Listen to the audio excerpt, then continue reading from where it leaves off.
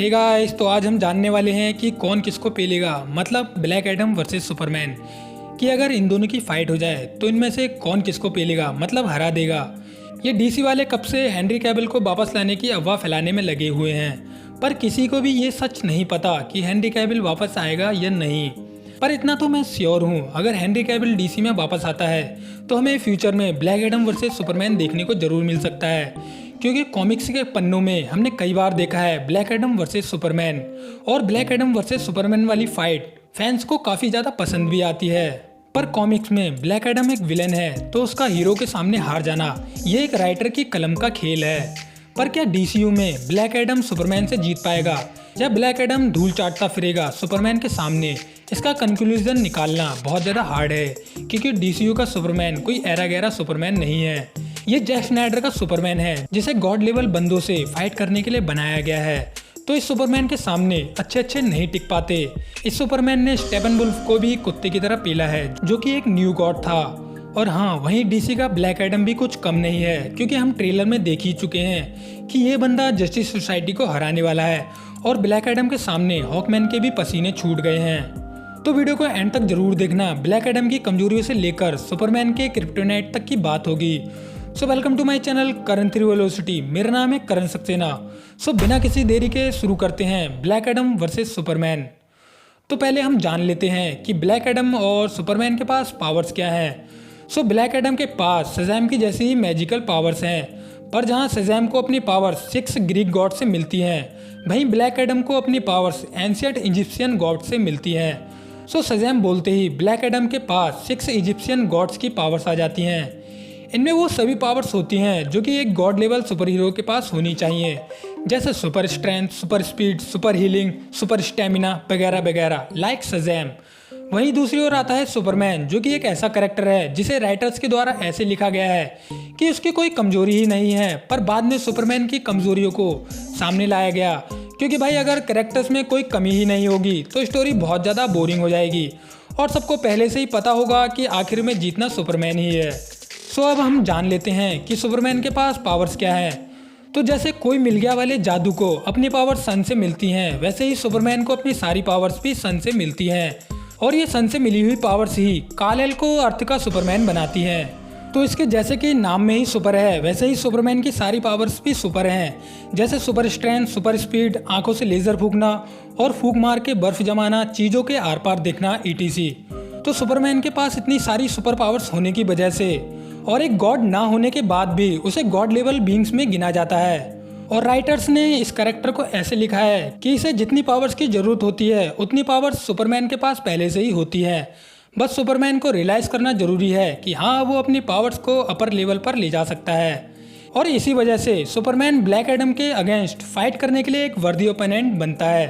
पर सुपरमैन की एक कमजोरी भी है, मैजिक, जो कि ब्लैक एडम के पास सारी पावर्स मैजिकल हैं, तो ब्लैक एडम सुपरमैन से अपर हैंड चला जाता है।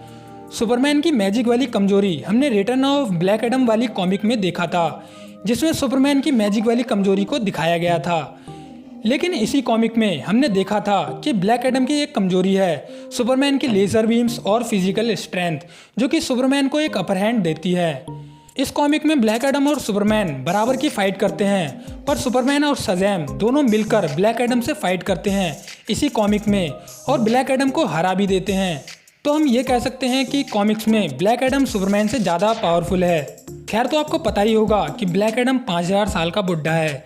तो जब ब्लैक एडम शज़ैम बोलेगा और अपने ह्यूमन फॉर्म में आने की कोशिश करेगा, या किसी के द्वारा उसको फोर्स किया जाएगा कि वो अपने ह्यूमन फॉर्म में आए, तो ब्लैक एडम तुरंत ही डिसइंटीग्रेट हो जाएगा और मारा जाएगा, क्योंकि शज़ैम की पावर्स ह्यूमन के लाइफ टाइम को अफेक्ट नहीं करती। बस वो पावर्स तब तक रहती हैं जब तक वो बंदा शज़ैम बना हुआ है। सो अगर डीसीयू के ब्लैक एडम ने शज़ैम बोल दिया तो वो क्या मर जाएगा? तो इसका जवाब है नहीं, क्योंकि डीसीयू का ब्लैक एडम एक्चुअल में 5000 साल का नहीं है, क्योंकि ब्लैक एडम के ट्रेलर में हमने ब्लैक एडम को उसकी ह्यूमन फॉर्म में देखा था। सो डीसीयू का ब्लैक एडम शज़ैम बोलने के बाद भी नहीं मरेगा, क्योंकि ब्लैक एडम मैजिकली कैद था और उसकी एज उतनी ही है जितनी 5000 साल पहले थी जब उसे कैद किया गया था।